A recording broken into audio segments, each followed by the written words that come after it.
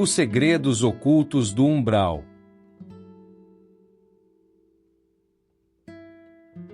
Ajude nosso canal se inscrevendo, curtindo o vídeo, comentando, compartilhando para os seus amigos e doando qualquer valor através do botão Valeu.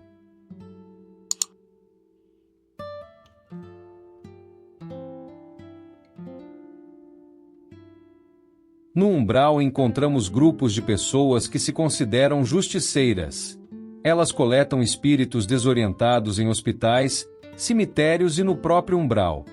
São pessoas que fizeram muito mal a outras durante a vida ou em outras vidas e pessoas que fizeram poucos amigos, e por isso, não tem quem as possa ajudar em sua jornada pós-morte. Esses espíritos sedentos de vingança e de justiça, feita pelas próprias mãos, conseguem aprisionar e escravizar as pessoas que capturam. Eles acreditam que as pessoas que estão no umbral só estão lá por merecimento, o que não deixa de ser verdade. Mas ao invés de ajudar essas pessoas, eles as maltratam por vingança e ódio pelo mal que cometeram enquanto estavam vivas. Somente quando essas pessoas se arrependem dos erros que cometeram na Terra e esquecem os sentimentos negativos que ainda nutrem, é que os espíritos mais elevados conseguem se aproximar para seu resgate. Este processo de arrependimento e perdão é fundamental para a evolução espiritual e a saída do umbral para planos mais elevados. Os postos de socorro se encontram espalhados pelas regiões sombrias do umbral. Esses locais de ajuda, semelhantes a complexos hospitalares, normalmente são vinculados a uma colônia de nível superior. Neles encontramos espíritos missionários, vindos de regiões mais elevadas, que trabalham na ajuda aos espíritos que vivem nas cidades e regiões do umbral. Quando o espírito ajudado desperta para a necessidade de melhorar, crescer e evoluir, é levado para uma colônia onde será tratado e passará seu tempo estudando e realizando tarefas úteis para seu próximo. Quando se sentem incomodados e mergulhados em sentimentos como ódio, vingança e revolta, acabam retornando espontaneamente para os lugares de onde saíram. Continuamos sempre com nosso livre-arbítrio, mesmo após a morte física. Os postos de socorro não são cidades, mas alguns deles possuem grande dimensão, assemelhando-se a uma pequena cidade no meio do umbral. Muitos ficam nas regiões periféricas do umbral. Alguns se encontram dentro das cidades do umbral, servindo como faróis de esperança em meio à escuridão. Vistos à distância, os postos de socorro são pontos de luz e de beleza no meio da paisagem triste, escura, fria e nebulosa que compõem as paisagens naturais do umbral. São locais bonitos, iluminados, com grandes jardins em meio a um cenário desolador e triste. São constantemente procurados por pessoas desesperadas e perdidas no umbral, querendo abrigo e ajuda. Também são alvo de espíritos maldosos que desejam continuar mantendo o controle e o poder sobre as pessoas que moram nas regiões do umbral. Por isso, realizam constantes ataques às instalações dos postos. Todos os postos possuem sofisticados sistemas de segurança que monitoram as regiões ao redor, protegendo aqueles que buscam auxílio e evolução. Sensores detectam a presença de vibrações num raio de 3 km do posto. Os espíritos que vivem no umbral ainda estão ligados ao mundo material. Muitos sequer compreendem que estão mortos, o que lhes gera grande agonia e sofrimento. Por acreditarem estar vivos, continuam sentindo seus corpos e suas necessidades físicas. Eles sentem dor, fome, sede, sono e outras sensações, como se ainda possuíssem um corpo físico. Muitos sofrem de doenças, ferimentos e mutilações ocorridas na morte ou em situações sinistras vividas no umbral. A visão interna de um posto de socorro lembra um grande hospital. Os espíritos atendidos se assemelham a monstros de um filme de terror. Parecem realmente mortos-vivos, refletindo externamente seu estado interno de confusão e sofrimento. Sofrem movidos pelos sentimentos humanos que ainda cultivam o ódio, a vingança, o egoísmo e outros sentimentos negativos. Vinculados à matéria, ainda sofrem como se possuíssem um corpo físico.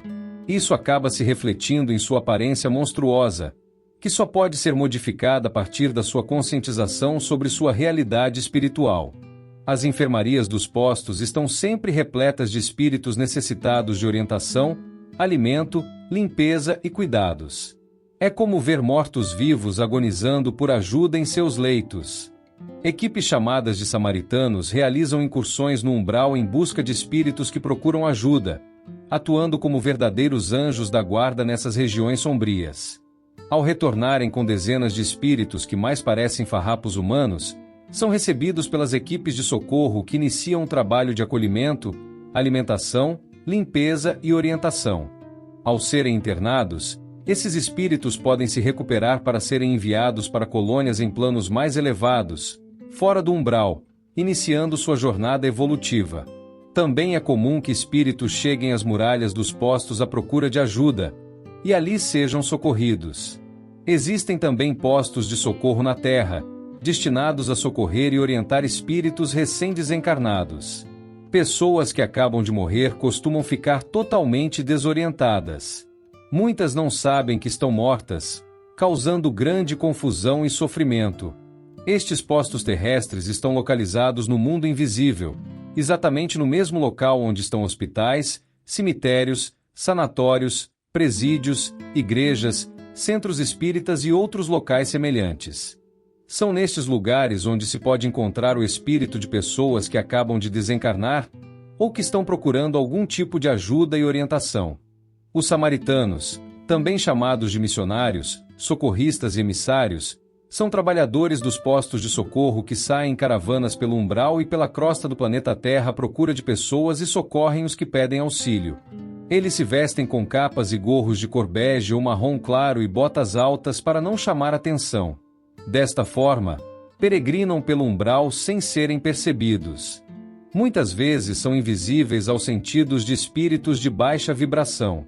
Existem relatos onde os samaritanos contam com a ajuda de cavalos para percorrer distâncias maiores e cães que são utilizados como proteção.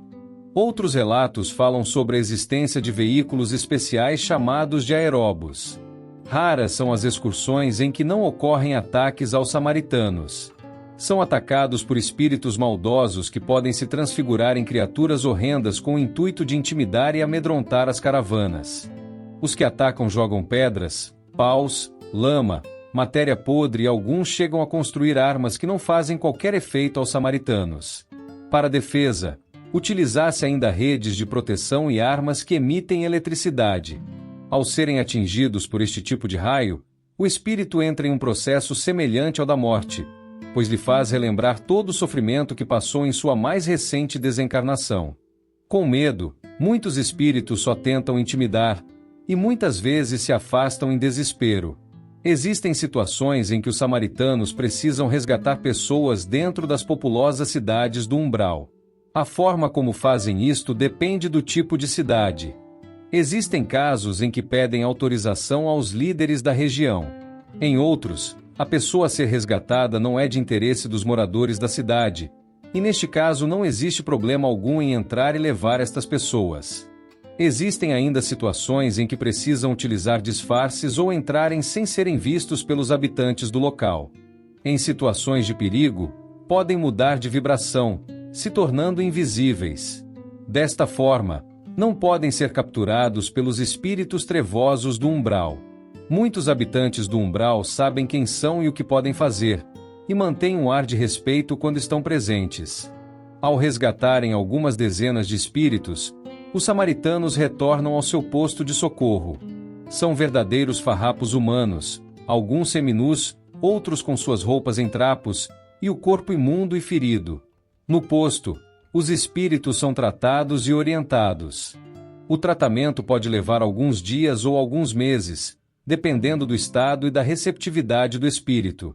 Continuam livres e podem optar por retornar ao umbral ou seguir para uma colônia, onde terminarão seu tratamento e passarão a frequentar aulas e cursos para que se informem sobre sua atual situação após a morte. Um espírito só pode ser ajudado pelos samaritanos quando deseja com sinceridade ser ajudado, respeitando sempre o livre-arbítrio de cada ser. Não se pode ajudar ninguém à força. Não se perde tempo resgatando espíritos revoltados, pois se não querem mudar, não poderão mudar à força. Sua revolta ainda poderá atrapalhar os trabalhos e a recuperação de outros espíritos dentro dos postos e hospitais. O desejo sincero de evolução é fundamental para o processo de recuperação e elevação espiritual.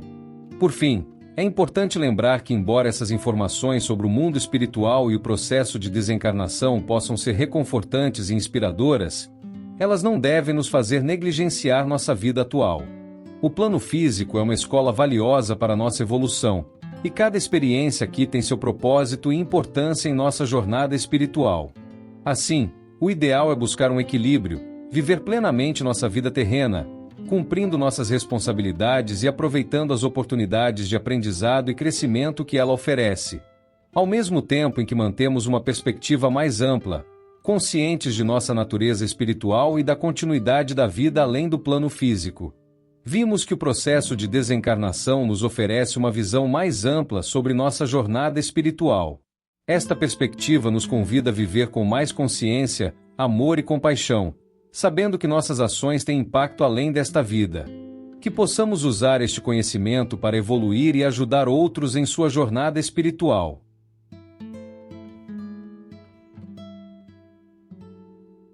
Se você gostou de nosso vídeo, não se esqueça de se inscrever, curtir o vídeo, comentar e compartilhar para os seus amigos.